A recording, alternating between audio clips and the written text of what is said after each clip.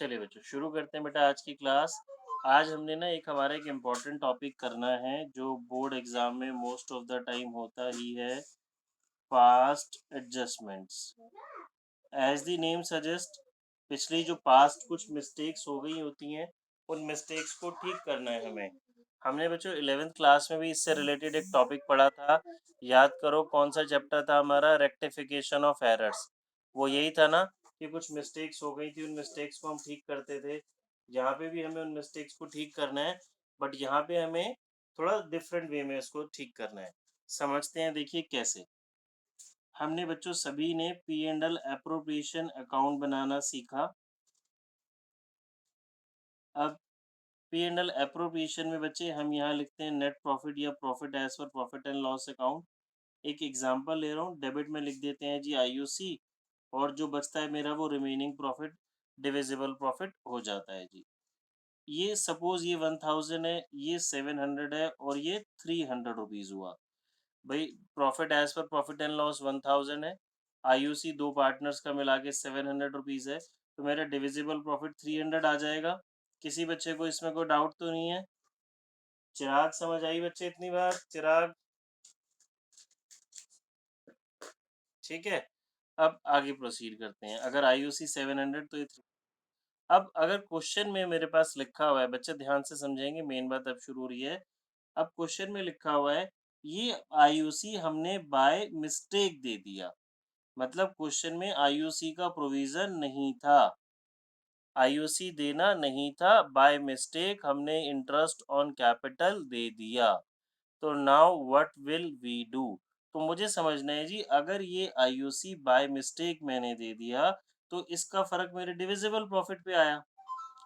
अगर मैं ये आईयूसी नहीं देता तो ये मेरा प्रॉफिट इंस्टेड ऑफ 300 कितना होता, 1000 होता ना।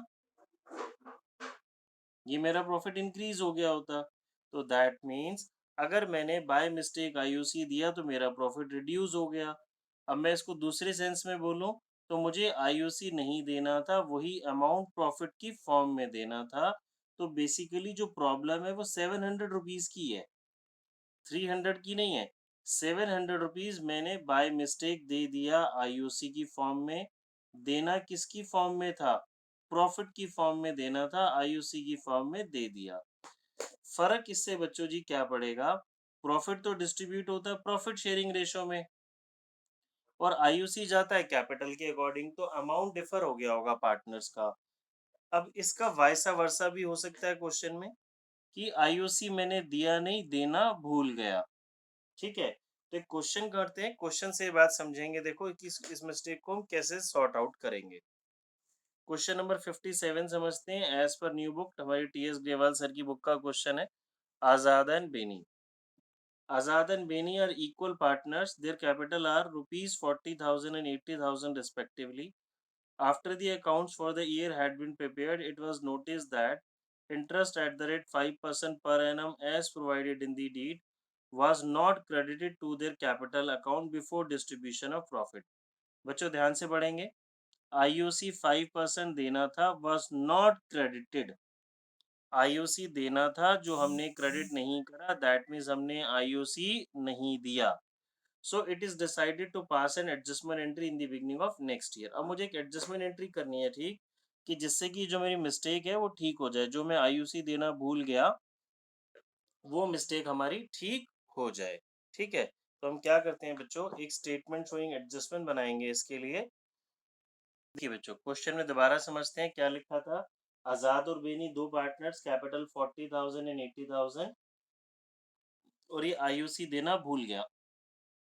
तो हम ये लिखते हैं जी आईयूसी ओमिटेड, आईयूसी देना भूल गए। इसको हम एक और इनमें कॉलम बना लेते हैं, डेबिट क्रेडिट।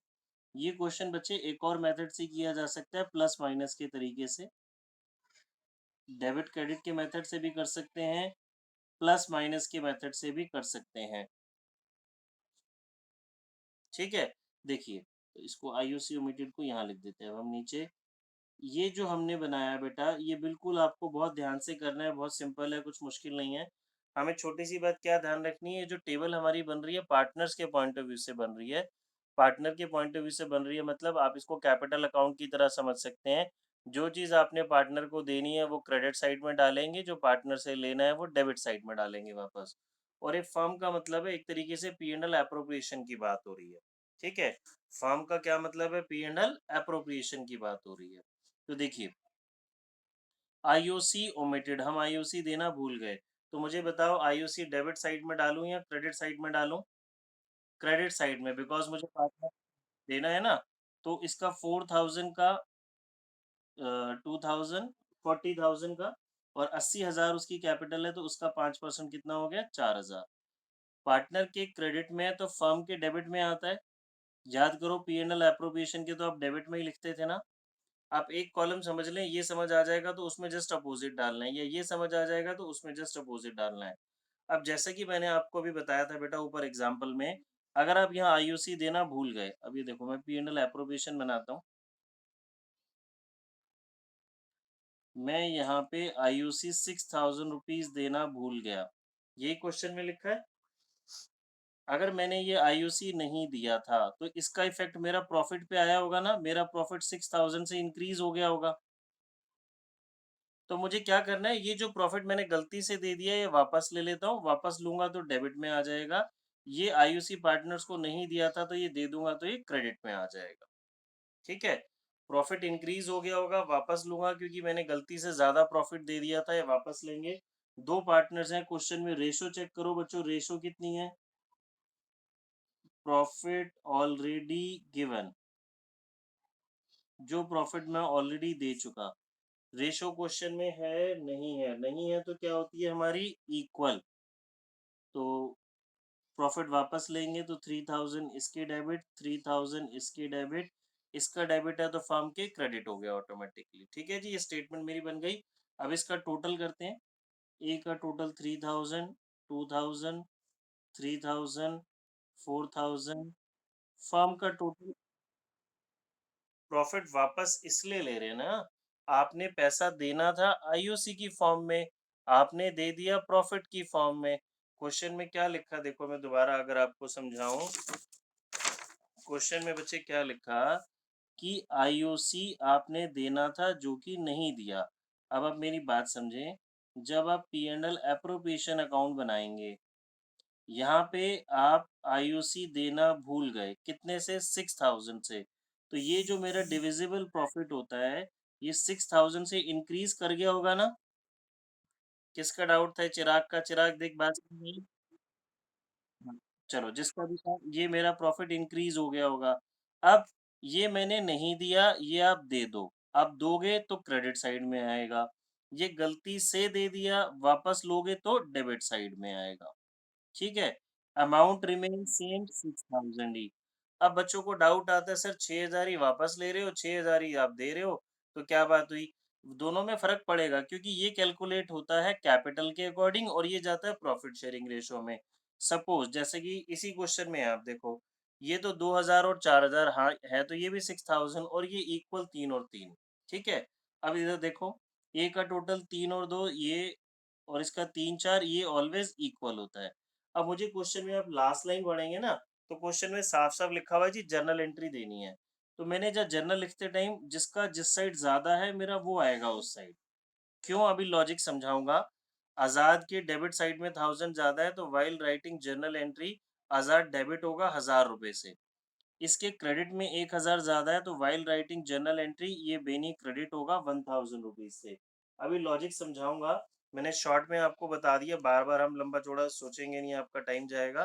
कि जिस साइड ज्यादा होगा वो वाला मेरा आंसर होगा। क्यों? अभी बात करेंगे इसकी। तो पहले मैं जर्नल लिख लेता हूँ। Azad capital account debit to Beni's capital account.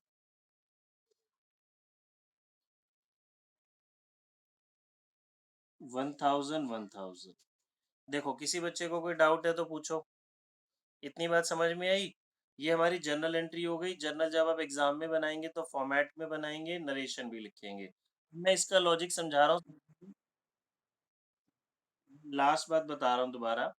मैंने अभी शॉर्ट में बोला बच्चे कि जिस जब आप ये ए को इंडिविजुअली कंपेयर करेंगे, बी को इंडिविजुअली कंपेयर करेंगे। ए को मैंने कंपेयर करा, देखा जी ए के डेबिट साइड में 1,000 ज्यादा है तो जर्नल एंट्री में ये डेबिट में आ गया। बी के क्रेडिट में 1000 रुपये ज़्यादा है तो ये क्रेडिट में आ गया।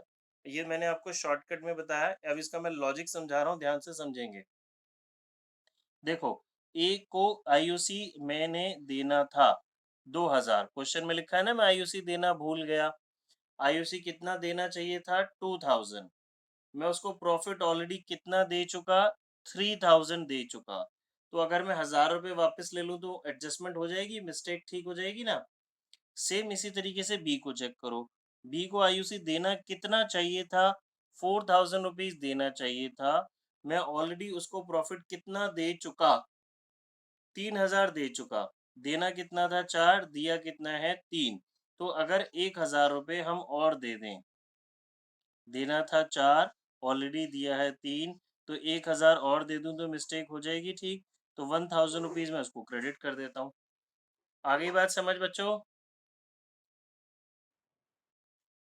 ठीक, ठीक है चिराग, हर्षित, सभी को बात समझ में आई? ठीक, अब आप निकालेंगे क्वेश्चन नंबर 56, इसके जस्ट ऊपर वाला है पी एन क्यू वाला। ये पी और क्यू वाला है, अपनी अपनी बुक से बच्चे मैच कर लेंगे। 5 मिनट दे रहा हूँ, इसको ट्राई करेंगे। देखो बच्चों क्या कहता है, P and Q are partner sharing, partners in a firm sharing profits and losses equally, their fixed capital, underline करोगे बच्चों word fix capital, 2 lakh and 3 lakh respectively. The partnership deed provided for IOC at the rate 12% per annum for the year ended 31st March 16. Profits for the firm were distributed without providing IOC. हमें IOC देना था 12% per annum, जो कि हमने नहीं दिया। मैंने यहाँ पे एक वर्ड अंडरलाइन कराया बच्चे, फिक्स कैपिटल। आपको बात ध्यान रखनी है, जैसे ये वर्ड फिक्स कैपिटल बोल रहा है तो वाइल राइटिंग जर्नल एंट्री आप कैपिटल अकाउंट की जगह कौन सा वर्ड यूज करोगे बच्चों? Current account. पढ़ा था ना हमने? Current account. हाँ, ये चेक करेंगे अपना अपना, आपने अगर कैपिटल लिखा है तो मार्क्स कटेंगे सबके जर्नल एंट्री के। करंट अकाउंट, क्योंकि जब फिक्स कैपिटल होती है तो जो भी एडजस्टमेंट्स होती हैं वो कहाँ पोस्ट होती हैं? करंट अकाउंट में। ठीक है, तो मैं जल्दी से करके दिखा रहा हूँ, जिनका हो गया वो सभी 61 ट्राई करेंगे। देखो जी, हम लिख देते हैं सबसे पहले आईयूसी ओमिटेड, क्योंकि आईयूसी देना भूल गए तो बच्चे क्रेडिट साइड में आएगा। पार्टनर्स को मिल रहा है तो फर्म की डेबिट में, फर्म में जस्ट अपोजिट डालना है आपने। प्रॉफिट ऑलरेडी गिवन, प्रॉफिट जो मैं गलती से पहले से ही दे चुका 60,000 था। रेशो गिवन नहीं है या इक्वल है, इक्वल गिवन है, तो ये हो गया जी। टोटल करा 30,000, 24, 30,000, 36, फर्म का मैंने बोला इक्वल, तो इसका 6000 डेबिट में है, इसका 6000 क्रेडिट में है। तो मेरी जर्नल एंट्री क्या बनेगी बच्चों? क्या नाम है इसका? पी और क्यू। तो पी करंट अकाउंट डेबिट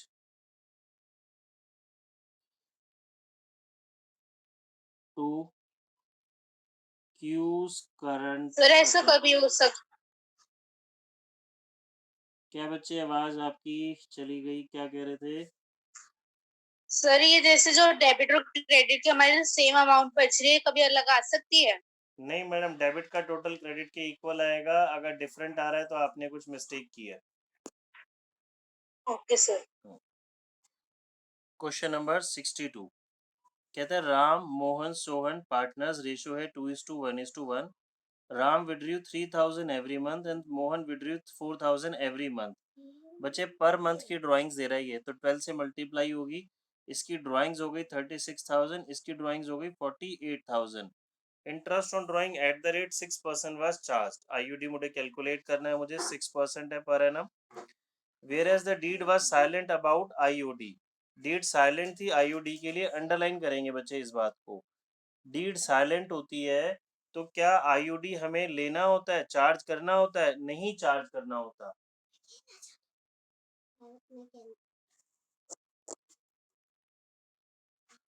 देखो जी, यहाँ पे क्या कह रहा है बच्चे, जो भी हमने क्वेश्चन किया उसका जस्ट अपोजिट है। हमने आईयूडी चार्ज करा जबकि डीड में आईयूडी के रिगार्डिंग इंफॉर्मेशन नहीं थी।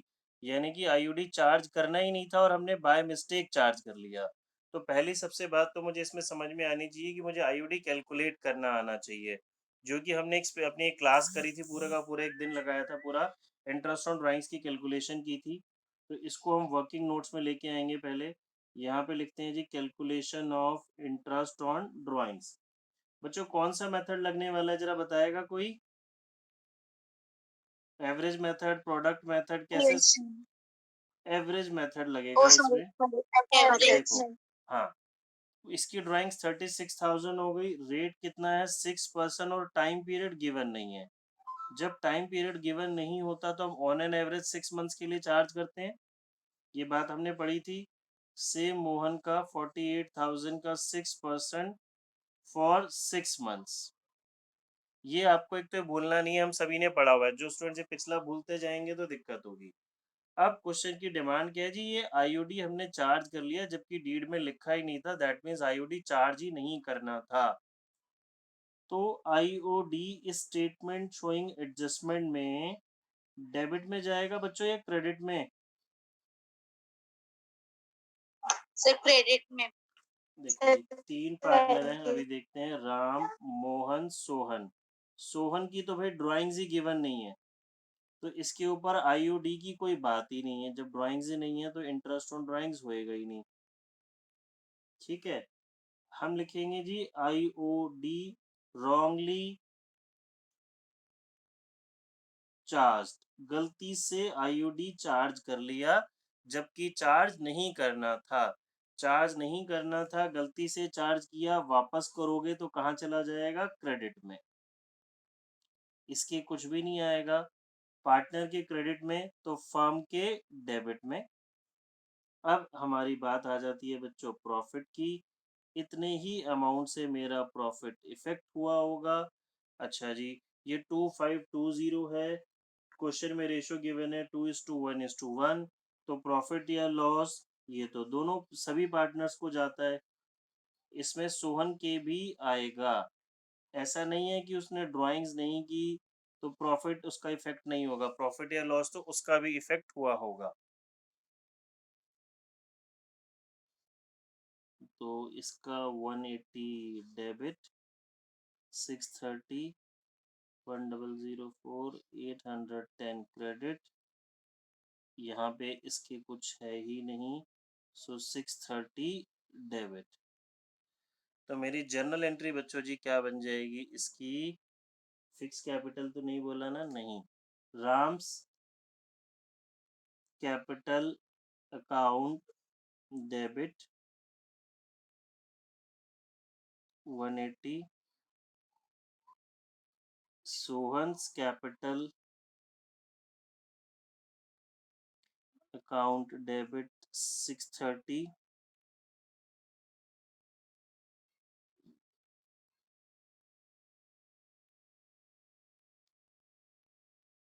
देखो बच्चों जी, किसी को कोई डाउट है तो पूछेंगे। सर फिर से समझा दो. फिर से समझा दूं? देखो 1 मिनट बताता हूँ।